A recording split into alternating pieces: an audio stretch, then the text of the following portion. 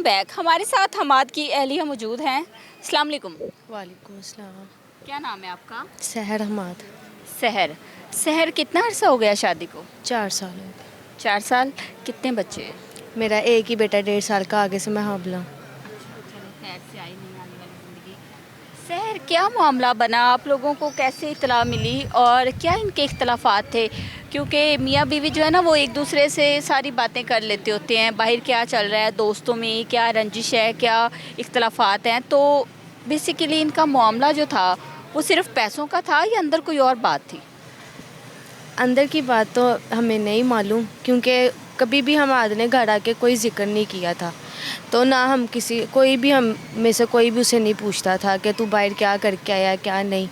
تو ہمیں صرف جو پتہ ہے یہی تھا کہ 2 سال پہلے ان کی جو ہے نا دوستی ہوئی. تو جب دوستی ہوئی تو ان دونوں نے آپس میں کاروبار کیا, جو کہ ببلو کا پہلے ہی چل رہا تھا, دال چاولوں کا. تو اس نے حماد کو کہا, اس نے کہا کہ ہم ایسے کرتے ہیں پارٹنرشپ دونوں کر لیتے ہیں, تو ہم کاروبار بڑھا لیتے ہیں, دکانیں اور زیادہ کر لیتے ہیں. پہلے اس کی ایک دکان تھی, ببلو کی ایک دکان تھی. پھر اس نے حماد سے پیسے لے کے اپنا کاروبار چلایا, جس سے اس نے 2 دکانیں اور مزید بنائی. ٹوٹل 3 دکانیں. 3 دکانیں بنائی اس نے. 3 دکانیں بنانے کے بعد جو ہے نا آہستہ آہستہ ان کا کام چلتا گیا. 1.5 سال بالکل اچھا چلا ان کا کام.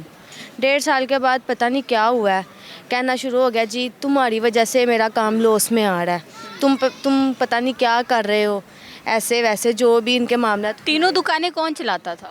وہ اس نے لڑکے رکھے ہوئے تھے. اچھا, حماد بھی نہیں ہوتا تھا وہاں پہ اور ببلو بھی نہیں ہوتا تھا, وہ لڑکے سنبھال رہے تھے ساری شاپس تینوں, ٹھیک ہے, اور پھر اس میں لاس ہو رہا تھا. جی.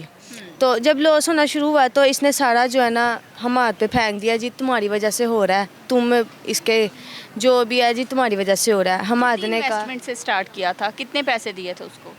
ابھی یہ ہمیں نہیں پتا, حماد کو ہی پتا ہے. اور پیسے واپس لے لیے تھے پھر جب علیحدہ ہوئے تھے؟ نہیں, حماد نے پیسے واپس نہیں لیے. اس نے کہا میں تیرے ساتھ کام نہیں کرنا چاہتا, تو ایسے کر, تو اپنا کام جیسے چل رہا ہے تو چلائی جا, میں چھوڑ دیتا ہوں. تو اس نے جب 1-2 دفعہ اس کے ساتھ بحث کی ببلو نے حماد کے ساتھ, تو یہ چپ کر کے گھر آ گیا. اس نے کام چھوڑ دیا, اس نے دوبارہ اس کے اڈے پہ نہیں گیا, نہ اس کے گھر گیا نہ اس کے اڈے پہ گیا. تو 2-3 مہینے جو گزر گئے سکون سے گزرے. پھر 5 مہینے, یہ 5 مہینے پہلے کی بات ہے, یہ فون آیا, اس کا فون آیا تو اس نے اٹھایا. اس نے کہا ساری بات چیت کی. اس نے کہا تو نا مجھے نا ایک حماد کو, اس نے ببلو نے حماد کو کہا ہے کہ تو مجھے نا ایک 4 لاکھ روپیہ نا ہدارہ دے, میں نے نا کاروبار چلانا ہے. تو حماد نے کہا میں تجھے کدھر سے دوں, میرے پاس تو اپنا کام, میں نے اپنی دکان چھوٹی سی ڈالی ہے, ابو کو ڈال کے دی ہے, میں تجھے کدھر سے دوں. تو اس نے کہا کہ مجھے نہیں پتا, تو جدھر سے مرضی کر کے دے, میرا کام نا جب کا تو گیا نا میرا کام بند ہو گیا, میرا کام بالکل بھی نہیں چل رہا, میں گھر میں فارغ بیٹھا ہوں, میرے بچے ہیں, میری بیگم ہے, تو مجھے ایک 4 لاکھ روپیہ دے دے, میں اپنا کاروبار سٹارٹ. اچھا, ببلو بھی شادی شدہ ہے؟ جی. اس کے کتنے بچے؟ 3 بچے ہیں اس کے. ٹھیک ہے. اور ببلو گھر تک آتا جاتا تھا؟ جی, گھر میں بھی آتا ہوتا تھا. جب پیسے لینے تھے نا تو تب گھر بھی آیا تھا. ایک دفعہ گھر آیا, جب اس نے حماد نے منع کیا نا تو یہ چلا گیا. پھر اس کے بعد اس نے فون کرنا شروع کر دیے. جب اس نے فون کیا تو حماد نے کہا میرے پاس سچ میں نہیں ہے, میں نے چھوٹی سی دکان ہے, اس میں بھی سامان ڈلانا ہوتا ہے, ابو بیٹھتے ہیں, تو میں نہیں دے سکتا, میرے پاس نہیں ہے.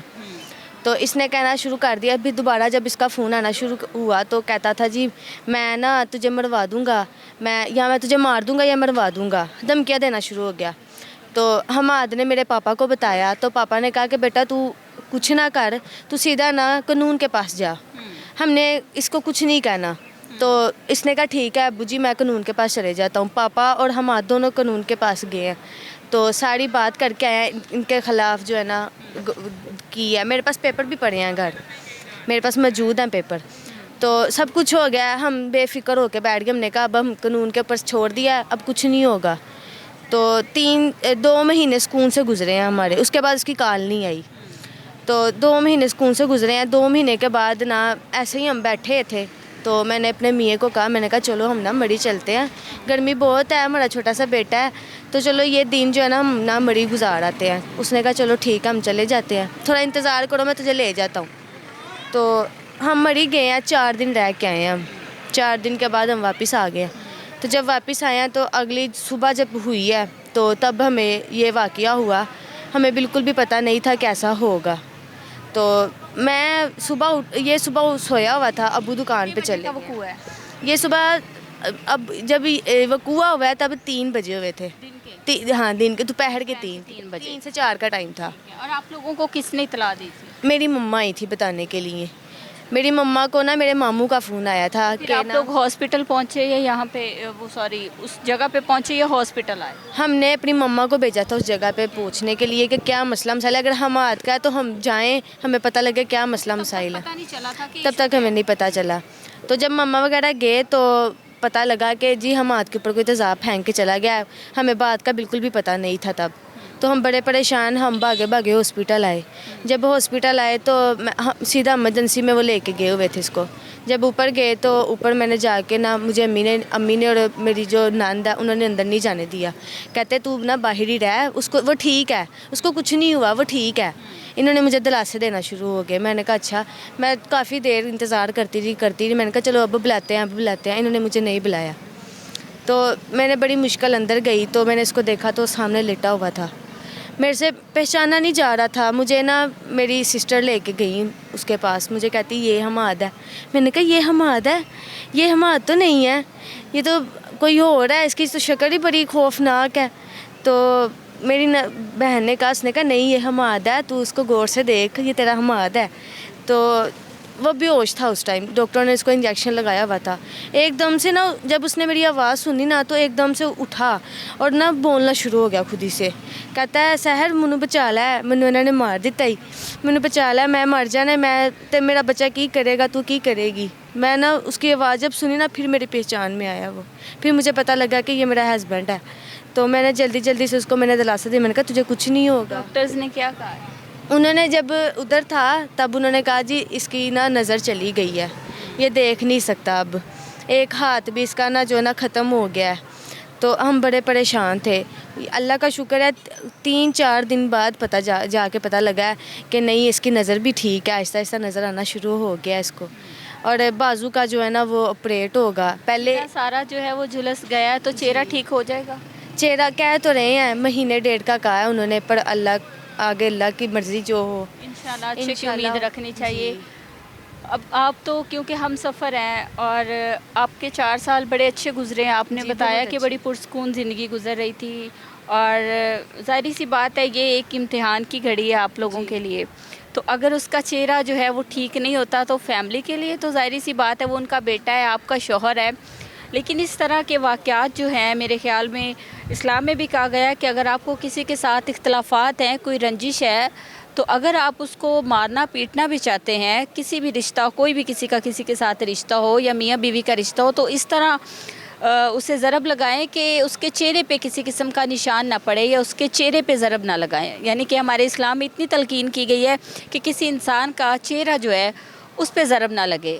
ہم انسانوں کو اللہ تعالیٰ نے بہت خوبصورت پیدا کیا ہے، اور یہ سفاکیت کی انتہا ہے کہ لوگ دوسروں کے چہرے بگاڑنے پر آ جاتے ہیں۔ آپ کیا اپیل کریں گے مریم نواز سے؟ میری مریم نواز سے یہی اپیل ہے کہ جیسے میرے میاں کے ساتھ ہوا نا ایسے ہی اس کے ساتھ ہو، اس کو پتہ لگے اس نے کسی کا گھر برباد کیا ہے۔ میرا چھوٹا سا 1.5 سال کا بچہ، کل کو کون پالے گا اس کو اگر میرے میاں کو کچھ ہوگا تو؟ میں اسی چیز سے پریشان ہوں کہ میرا میاں میرے سر پہ سلامت رہے، میرا میاں مجھے چھوڑ کے کبھی نہ جائے، آگے سے دوسرا آنے والا ہے، اس کو کون سنبھالے گا؟ مجھے انصاف چاہیے، میرے میاں کو انصاف چاہیے۔ مریم نواز سے میری یہی گزارش ہے کہ ہمیں انصاف چاہیے، ہمیں انصاف دے۔ حماد کی فیملی ہمارے ساتھ موجود تھی، ان کی اہلیہ کا بھی موقف آپ نے سنا، حماد سے بھی ہم نے بات کی۔ فیملی کا بتانا یہ ہے کہ پولیس کی کسی قسم کی جو ہے کارروائی پہ ہمیں اعتماد نہیں ہے، پولیس پہ ہمیں نہیں بھروسہ کہ ہمیں انصاف ملے گا۔ پولیس کی کارروائی جو ہے وہ سست روی کا شکار ہے۔ ملزمان میں سے ایک جو مرکزی ملزم ہے ببلو، اس کو گرفتار کر لیا گیا ہے اور اس نے یہ بات تسلیم بھی کر لی ہے، لیکن اس کے باوجود جو ہے پولیس نہ تو دوسرے ملزم کو گرفتار کر رہی ہے، بلکہ جو مرکزی ملزم ببلو ہے پولیس نے اسے بڑا پروٹوکول دے رکھا ہے۔ اسلام آباد میں اس طرح کا ایک واقعہ پیش آیا تھا، میں نے پہلے بھی بتایا کہ اس ملزم کو، اس مجرم کو فوری سے کیفے کردار تک پہنچا دیا گیا تھا، فوری سے مبینہ پولیس مقابلے میں اس کی ہلاکت سامنے آ گئی تھی۔ تیزاب گردی کا یہ اس ہفتے میں 3را واقعہ ہے اور یہ ایک سوالیہ نشان ہے۔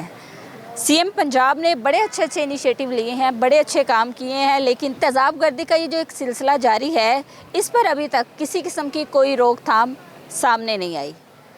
अब देखते हैं जी इस केस का क्या बनता है, मुलजिमान को सज़ा मिलती है या नहीं। लेकिन दूसरी जानिब पुलिस जो है वो किसी किस्म का कोई ताउन नहीं कर रही। फैमिली ने बताया, फैमिली ने शिकवा किया है कि पुलिस का ताउन जो है वो किसी किस्म का हमारे साथ कोऑपरेटिव नहीं है और ना ही हमें यकीन है कि हमें इंसाफ मिलेगा। वो शख्स जिसकी आंखों की बिनाई तो लौट आई, लेकिन उसका चेहरा कभी ठीक होगा या नहीं। उसका छोटा सा बच्चा उसको पहचानने से इनकार कर रहा है कि नहीं ये मेरे बाबा नहीं है। उसने जब अपना चेहरा देखा तो वो अपना चेहरा देख के डर गया।